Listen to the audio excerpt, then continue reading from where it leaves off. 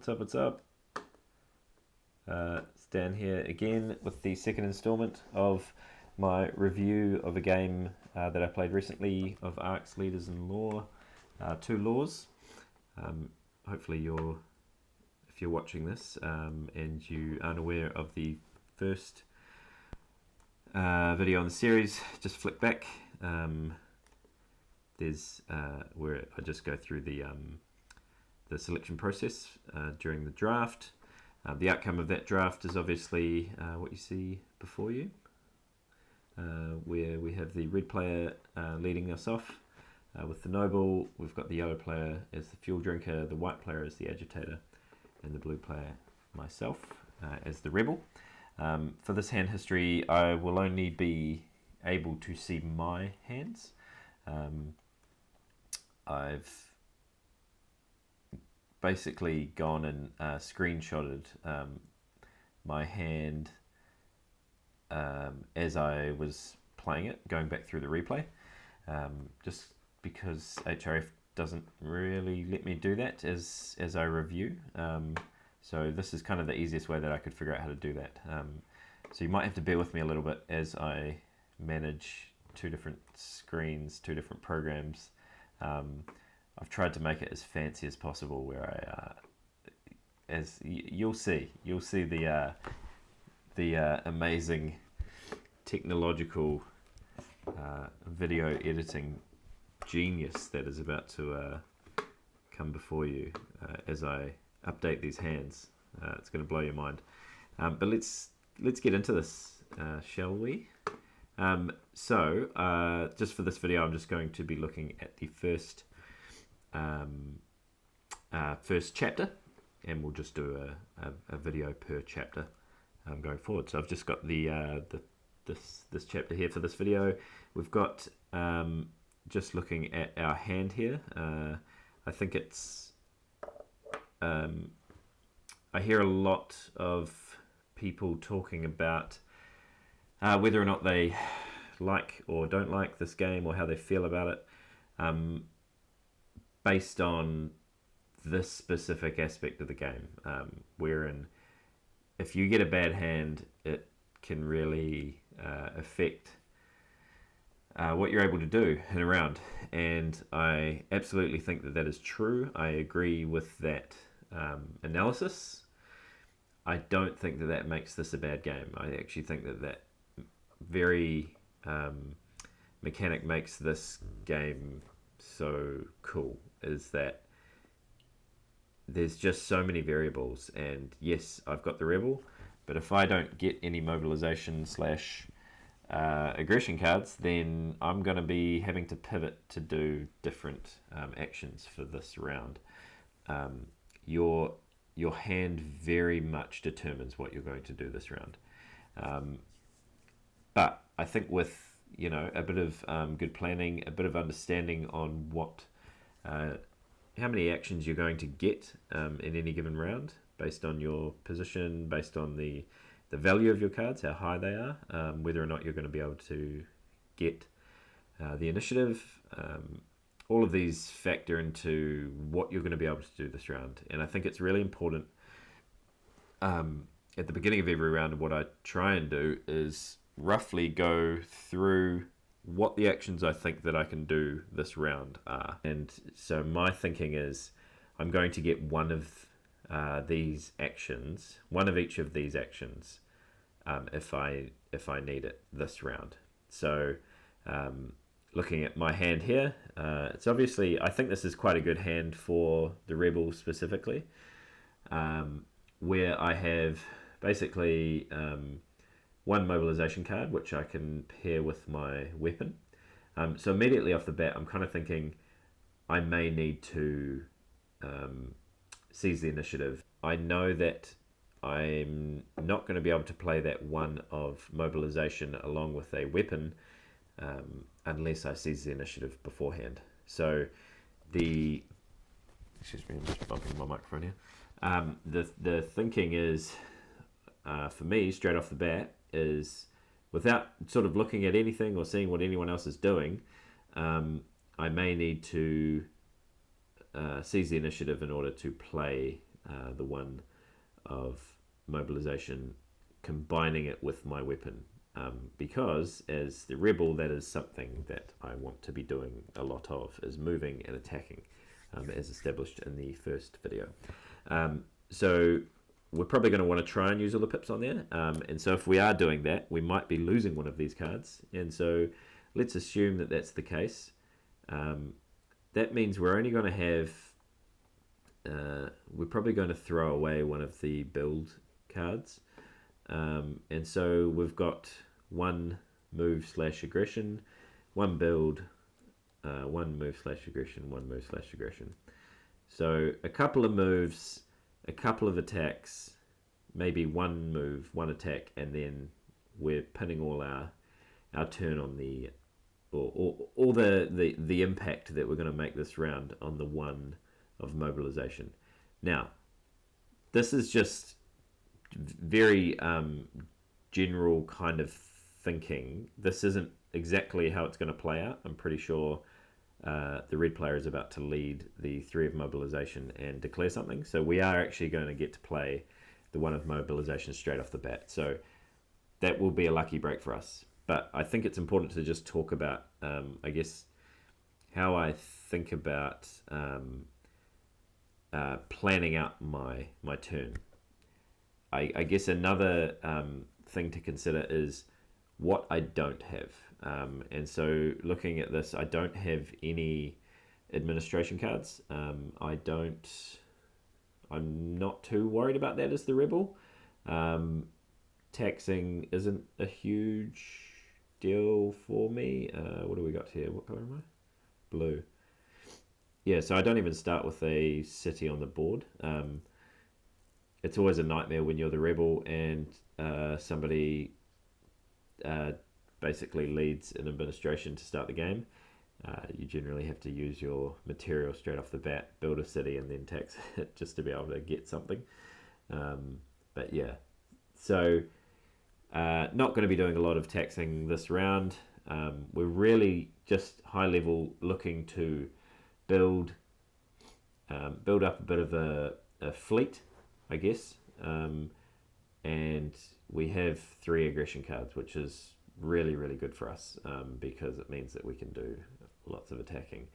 Ideally, we want to use one of these 4s probably to declare, although, and this is actually something that I haven't figured out yet, is when to declare versus when to do the thing that you really want to do, if that makes sense. Because already I can see that I'm going to want to declare Warlord, and so maybe playing the 4 of Construction is a good play, so that I can get Warlord declared. But it will probably be at the expense of me being able to use the 1 of Mobilization to basically have more impact on the board. I could play the 4 of Aggression and declare, but again, if I'm doing that, it's opening up the 1s of Aggression, the 2s of Aggression to be able to play their cards on top and come and do more damage to me. Now, they might not necessarily be coming for me, and we can always assess the board state at that point in time to see. Sometimes it's actually good to play an aggression card, declare, because you can see that an opponent has an open lane to someone else's starport or city, or they have some good cards to be raided. You can kind of encourage other players to do things in that way. It's what's really cool about this game.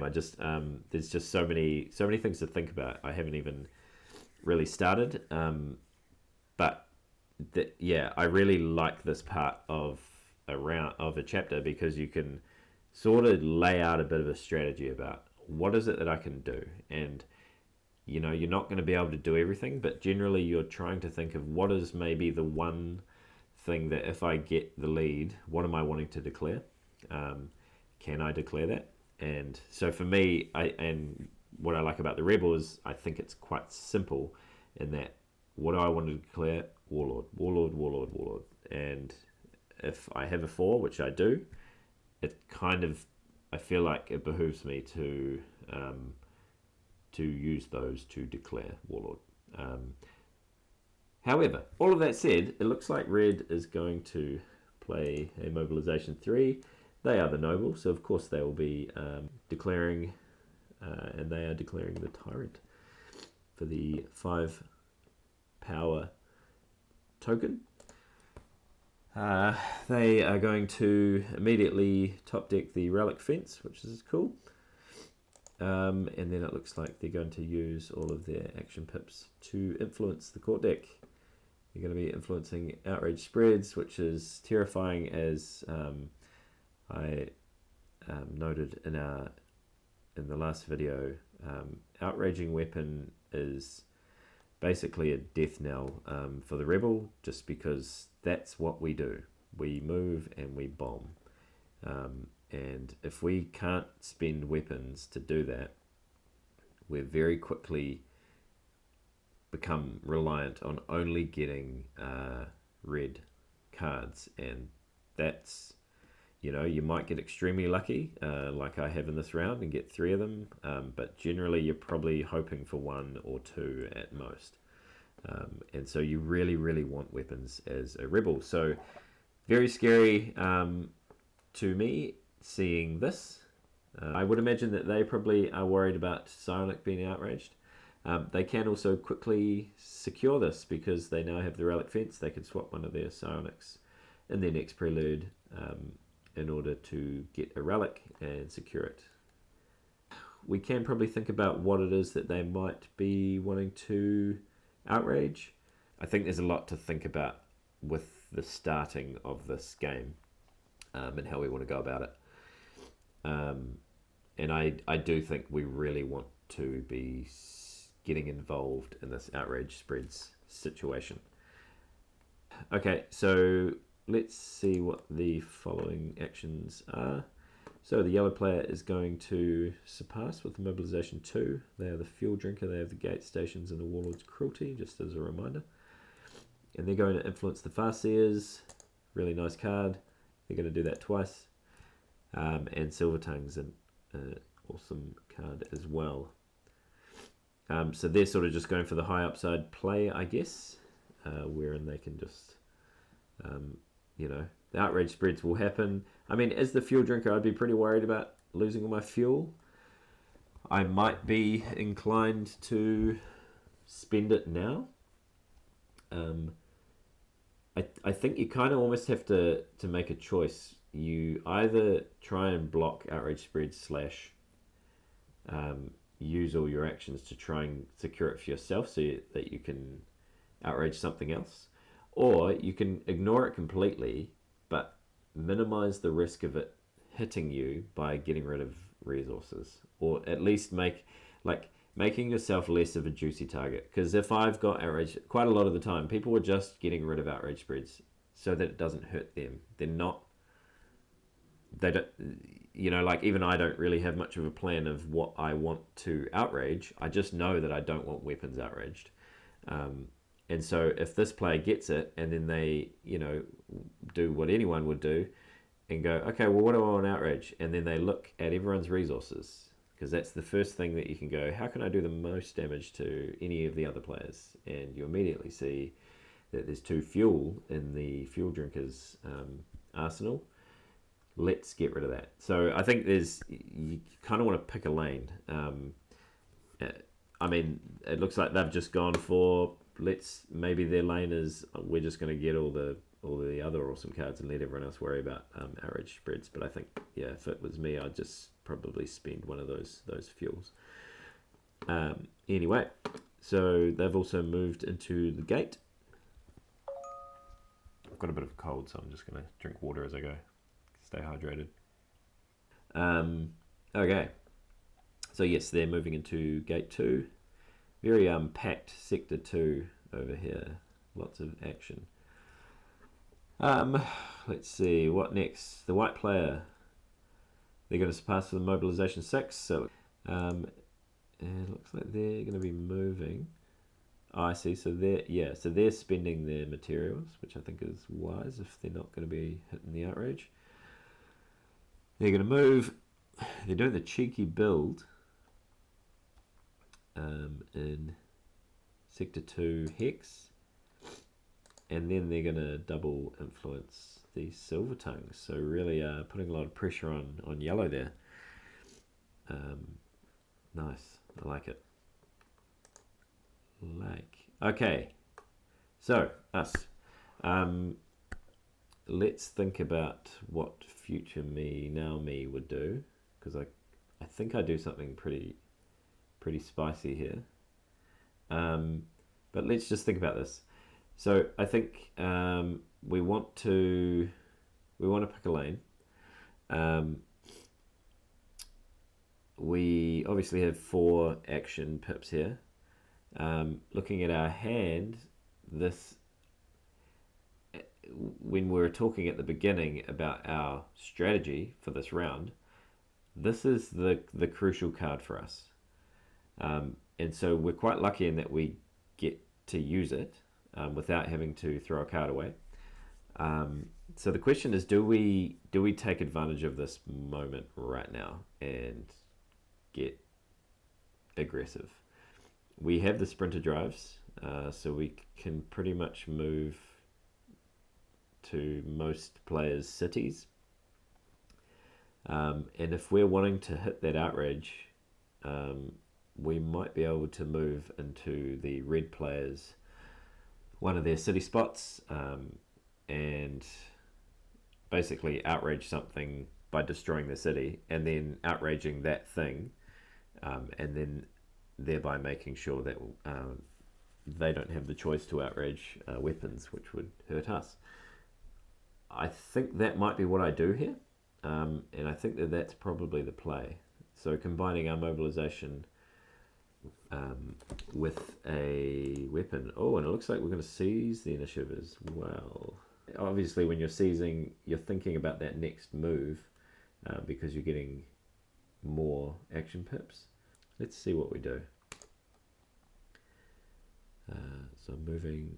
So I'm moving 2 ships from 2 arrow. I'm using sprinter drives to move them into the yellow city there. So it looks like I'm targeting silver tongues.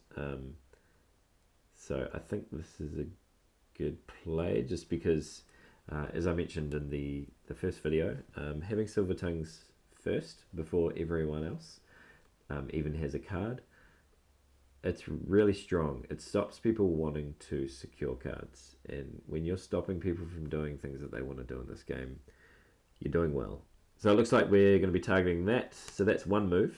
Then we're going to move from Crescent 6. Yep, so then we'll be targeting the red players' city there as well in outrage spread. So it looks like we're going to be getting some early outrage happening here, which I think is fine. I think, as the rebel, you wanted to get in there, you wanted to muck it up. I think this is kind of the perfect opportunity to do that. I guess the other option would be that we could play the one influence outrage spreads 3 times, I guess. Yeah, I guess you influence outrage spreads 3 times, seize the initiative, do a move from 2, that same move that we did in Sector 2, and then on our next turn you lead the 4 declare warlord, and then destroy the yellow city, take the silver tongues, and then secure the outrage spreads, which will get you 2 captives as well. So maybe that would be the play, especially if we're going to be wasting a card to seize the initiative. I'm not really sure what our secondary action is here, because we can. Well, let's see. We've done 1 move in Sector 2. We've done 1 move in Sector 6. So in theory, we have 2 more actions here. So we could secure the silver tongues this turn by outraging Relic and destroying that yellow city. It's kind of nice that the Loyal Keepers is there as well. So when we outrage Relic, we've got the Loyal Keepers to sort of offset that. And it looks like we're going to be influencing that. Okay, cool. So I guess we secure with the intention of leading an aggression card next turn. Because we didn't even play our weapon here. So we've just done all our moving into the spots that we want to be in. We've influenced twice on the loyal keepers with the expectation that we will be outraging the relic city, the yellow relic city, assuming we'll be taking the silver tongues just to keep the pressure so that even if yellow then secures the Farseers, we can just steal it. Farseers is the best card in the game, but silver tongues allows us to just immediately take it. So the question now is what are we going to be leading at the beginning of the next round? Yeah, I guess the play is leading the 4 of construction because it gives you 3 battle pips alongside the weapon resource is what I'm guessing, and declaring Warlord. So check this out. Fade. Boom. Check it. We've now played the 1 of mobilization. How do you know? Because there's a cross through it. Unfortunately, I screwed it up already because we can't see the card that I used to seize with. I'm going to guess, because looks like I'm playing the construction 2 here. I'm going to guess I used the 4 of construction to seize, would be my guess. Yeah, we need it. I got to get this HRF. I got to figure this display out. Sorry, guys. I'll get it. I'll get that looking better for the next video, maybe, probably, hopefully. Okay, so yes, we are going to leave the 2 of construction. I thought we might leave the 4 just so that we can declare the Warlord, but I guess we want max actions. I'm always just ever the pessimist. I'm just like, I know that I will roll 4 blanks and I'm going to need that extra pip. So I guess I was thinking Warlord be damned, I just want to make sure that I can do what I want to do here, because if I don't, all of this is for naught. So we're going to lead the construction 2. We're going to build a ship in 6C. Well, I continue to surprise myself. Oh, with the material, I see. And then we're going to use the weapon. Yeah, okay. Yeah, that's fine. I guess we're just kind of thinking we're going to take a lot of damage here. We want to make sure we got all our ships up and don't have an easy material target sitting in our hold. And we're going to do the yellow battle first. All right. So what we're hoping for here is building damage, and we do not get enough building damage, so that is unfortunate. And we're attacking yellow, so we've got 3 keys, so we can take 1 of their fuel. We take 2 hits and bombard for 1 hit. So as you can see there, we've damaged their city, taken the damage, and stolen the fuel. Alright, well, we've gone over and we're fighting the red city in 6 arrow. Good roll there. Basically, if I roll what's expected, I'm happy. We're just going to damage 2 of the ships and then we're going to go for the raid. And what do we got here? So we have enough building damage and 3 keys. That's a really, really nice roll. Man, so we only had 1 ship left at the end of that, so that was lucky. We're going to suffer the material outrage. We're going to ransack the outrage spreads. Really nice. Yeah, and we're going to hand everyone else material outrage as well. So just kind of, if we have to have material outrage, everyone else does too. And then we're going to steal. Yeah, see, this is a mistake. Yeah. So we're stealing Relic Fence, but we have every intention of yeah, I remember this. I was so annoyed at myself when I did this. So I've stolen the Relic Fence, but I'm immediately going to outrage Relic. So, yeah. Not great. We get a Psionic as well, which is nice. It was actually a really nice roll, so I can't complain. And we achieved what we wanted to achieve, and then obviously we're just rolling 4 dice back in Sector 2. Man, got lucky. Just did the 1 hit that we needed. Didn't bother raiding this time. Wanted to make sure of the damage. I think, yeah. I don't know why I wouldn't. Why not just roll an orange an orange dice, maybe like a blue and then a red, maybe an orange, 2 blues and a red. I think might be nicer. Yeah, because then you're pretty much pretty good odds to steal that fuel, which I think would be really helpful. Yeah, but anyway, we destroy the city. We suffer the relic outrage. You have to throw away the relic fence, so that was pretty bad. We get to ransack the silver tongues, which is nice. So yeah, I guess let's look here. We are now a card behind everyone else. We have 7 trophies. We have silver tongues threatening the rest of the court deck. We're in prime position to be able to secure the loyal keepers and offset our relic outrage. We did screw up the relic fence, so that was a bit of a bunger, because if we had the relic fence as well right now, we'd be feeling pretty good. Pretty good. But yeah, all in all, I think we're sitting in a good spot now for Warlord. The question now is, do we want to not declare Warlord and kind of hold on to it?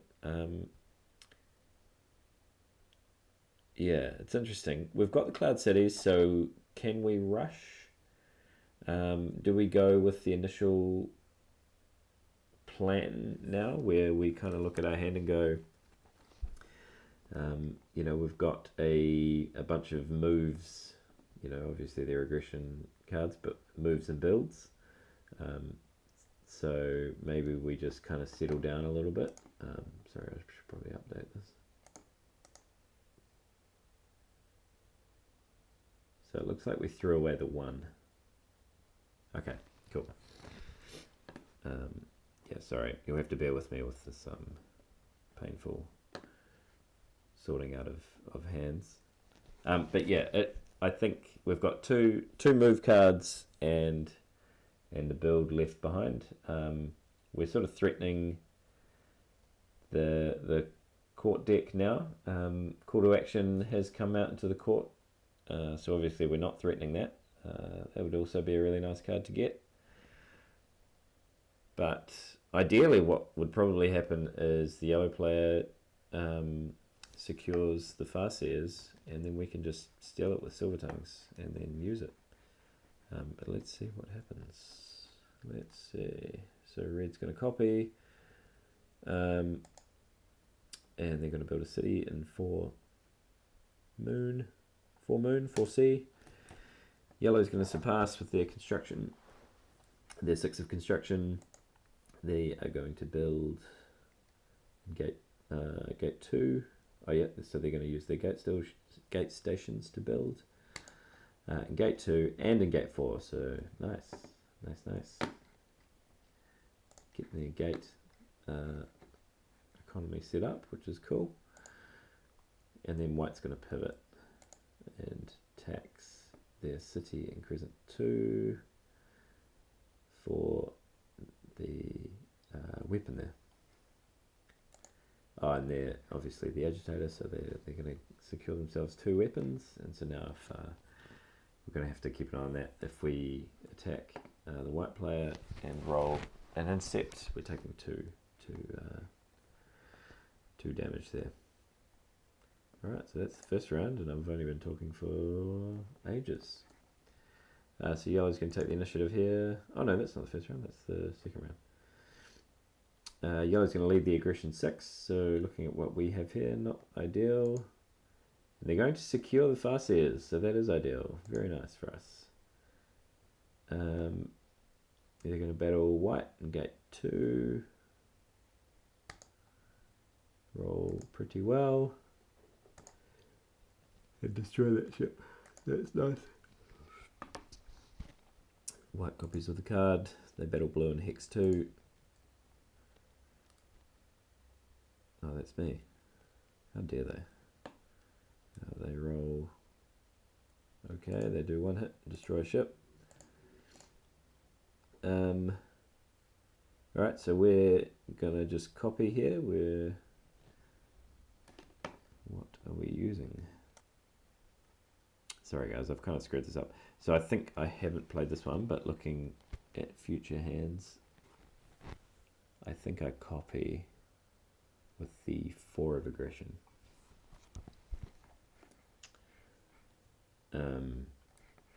So we're just going to use an aggression to copy with aggression. We're going to secure the loyal keepers is my guess.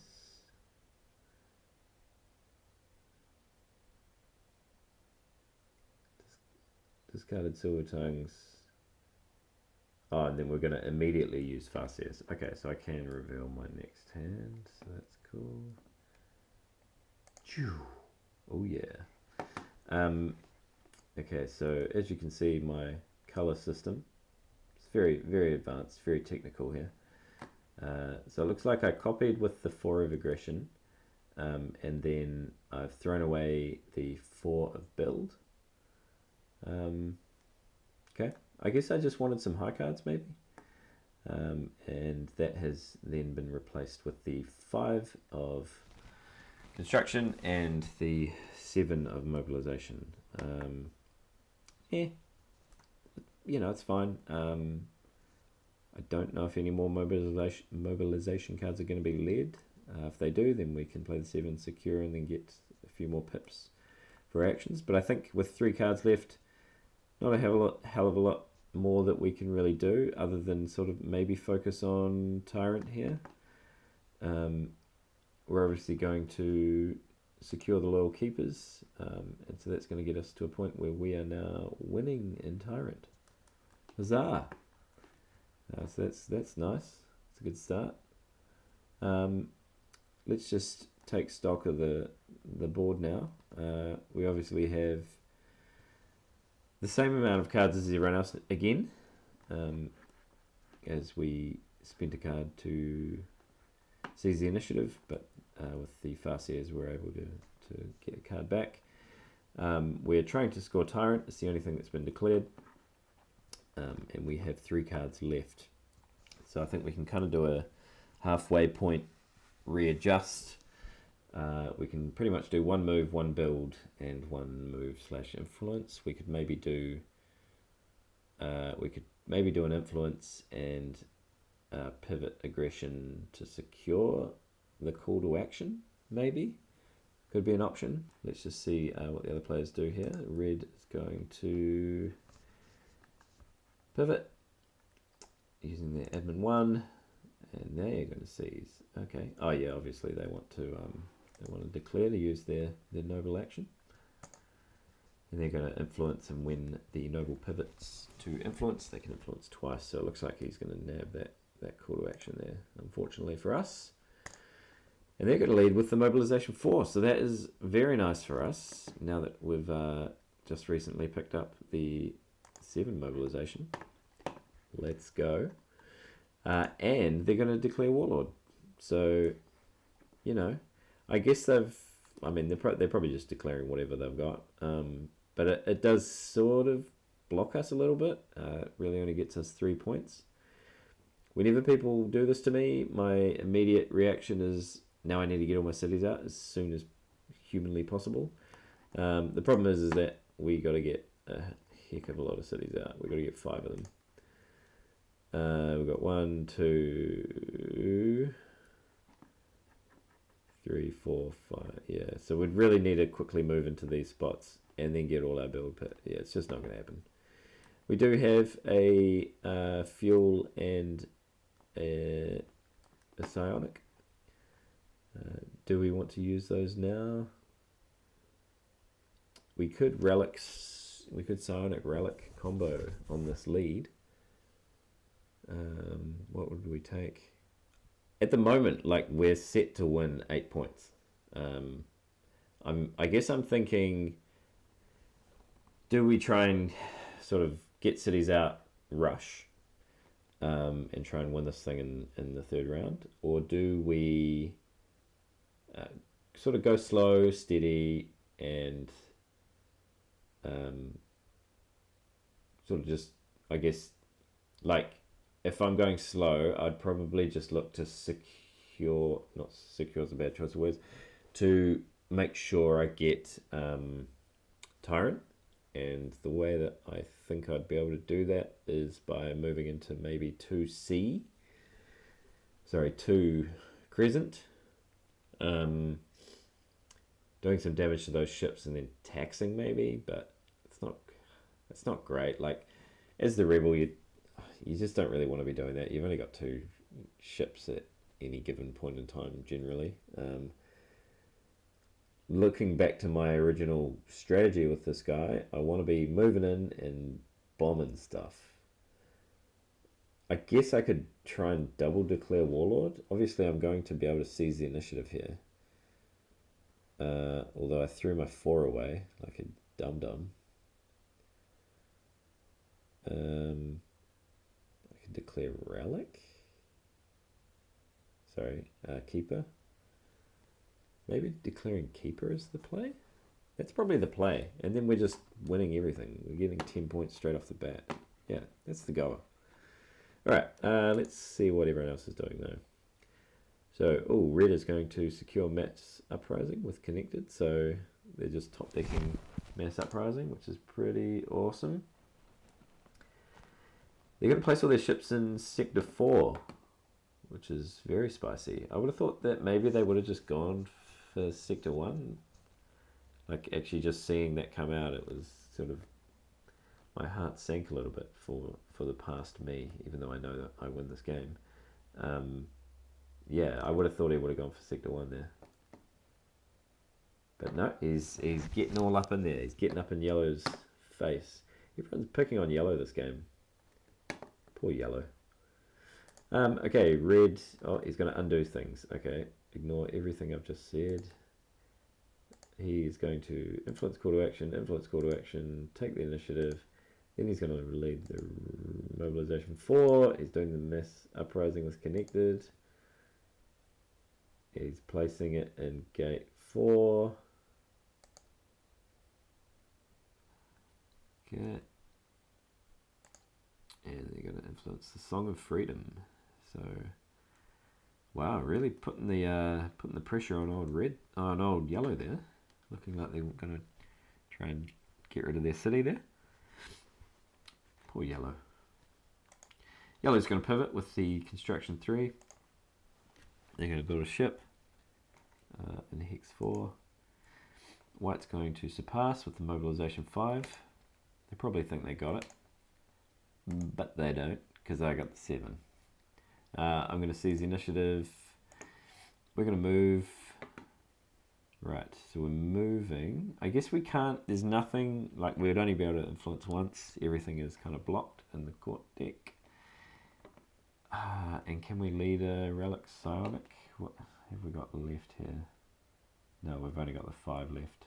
So we can't do Relic Psionic to sort of, that would have been really nice if we were able to chuck a little dude on any one of these single covered cards, and then Relic Psionic using the Loyal Keepers to claim another captive and really secure up those 5 tyrant points.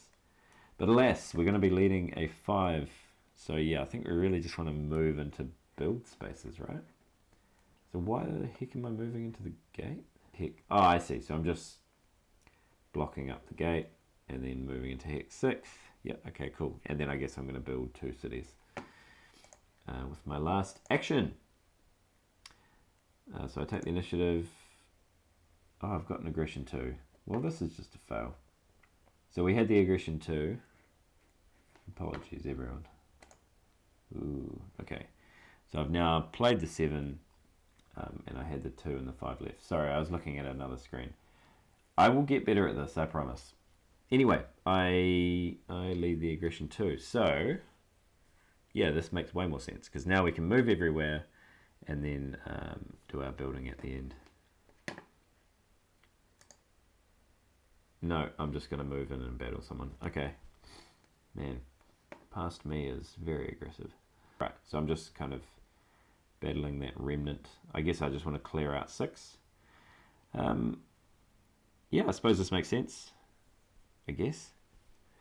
I don't know. There could be an argument for just keeping those ships around, although I always regret leaving ships around. I always think, oh yeah, I can deal with those later, and then next minute there's like a city and 7 ships sitting on top of it, right next to your sort of seat of power. So, yep, okay. I think this is cool. I roll 3 aggression dice. I always forget what they're called. 3 of the red dice. I take 1 hit and deal 4. So, a really nice roll.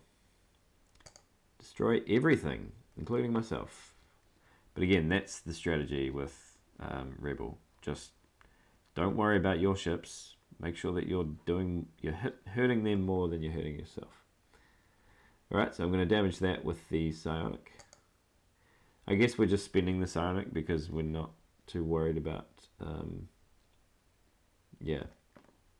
having, winning empath or anything like that. So I think it's fine. Then we're going to battle white.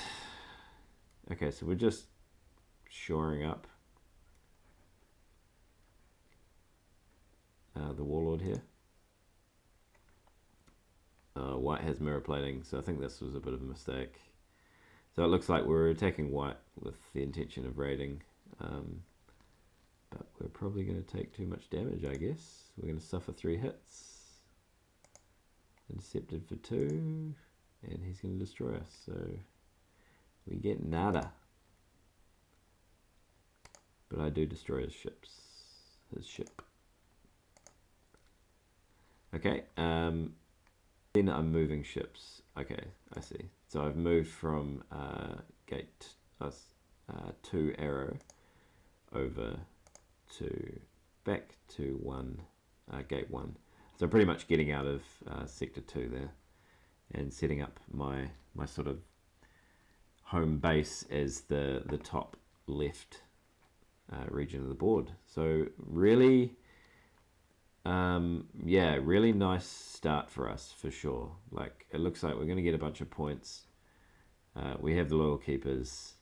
We don't have many cities out, but we don't really have anyone on top of us. Yellow and red seem to be in a pretty big war. It looks like white and yellow seem to be wanting to rumble over in sector 2, and I think that's part of why I just got out of there.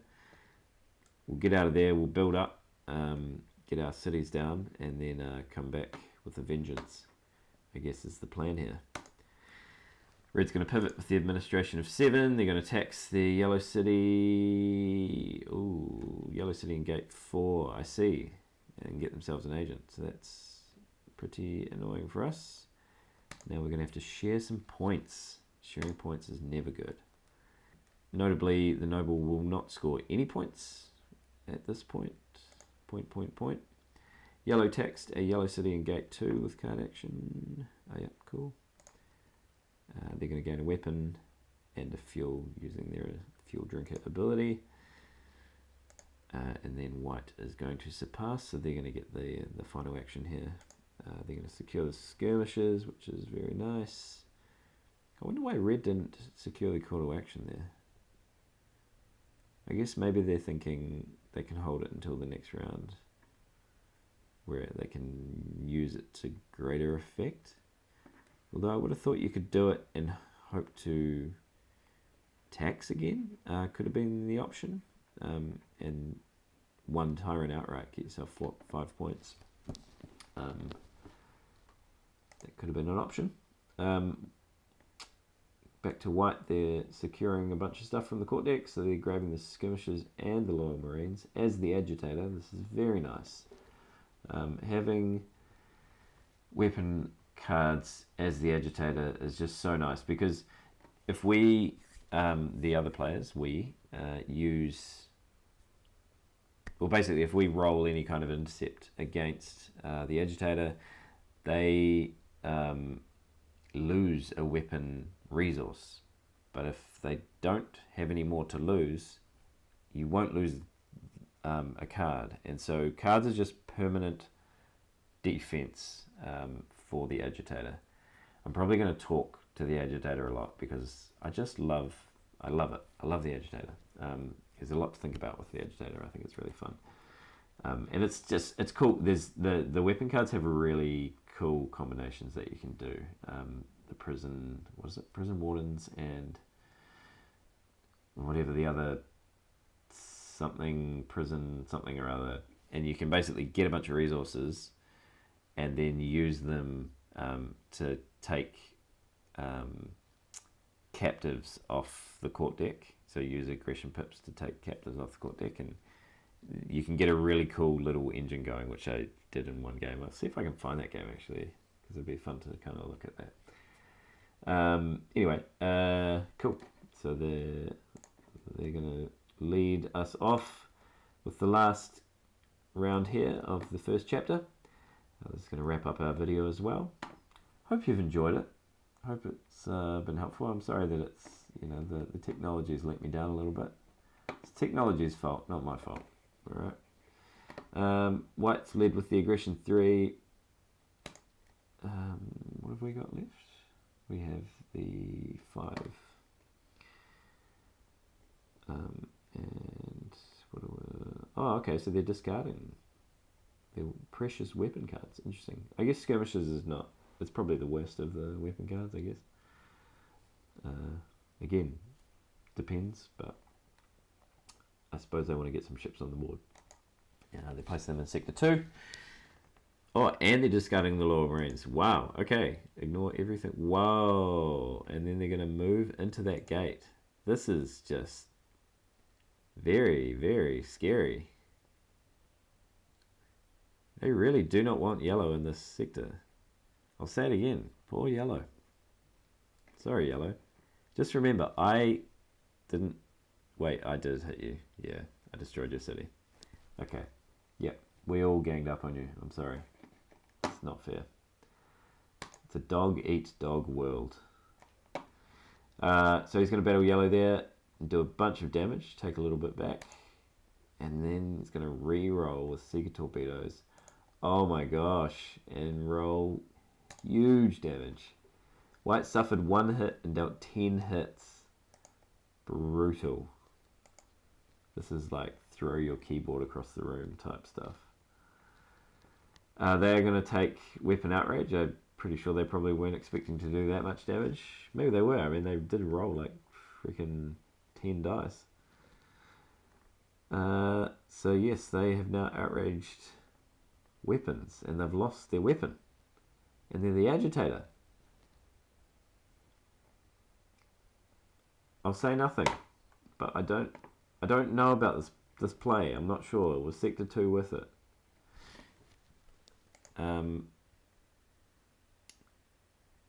Blue is going to pivot here. That's me with the Construction 5. I'm getting lost in the sauce a little bit. I'm the blue player. So yes, we're going to pivot here with the Construction 5. I'm guessing we're probably just going to want to build a city. And we do in Sector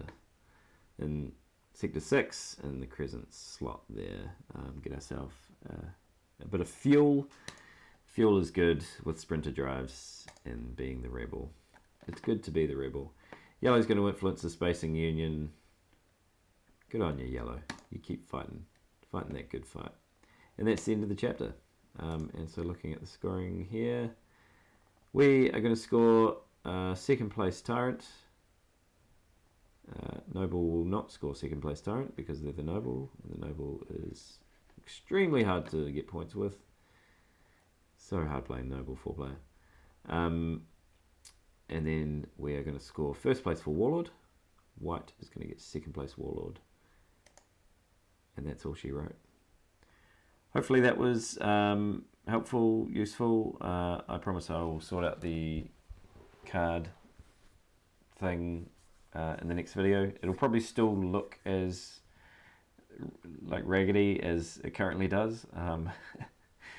It's Microsoft Paint, this is quick and easy.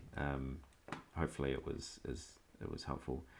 Thank you for everyone who has sent me nice messages. I think there was about 60 views on the first video. So thank you for the people that watched that. Hopefully it was interesting. Hopefully this one's interesting. please feel free to reach out to me on Discord, Dan B. I'm guessing that's how you find me. I'm not super good with Discord, but yeah, always open to chat and talk about this wonderful game.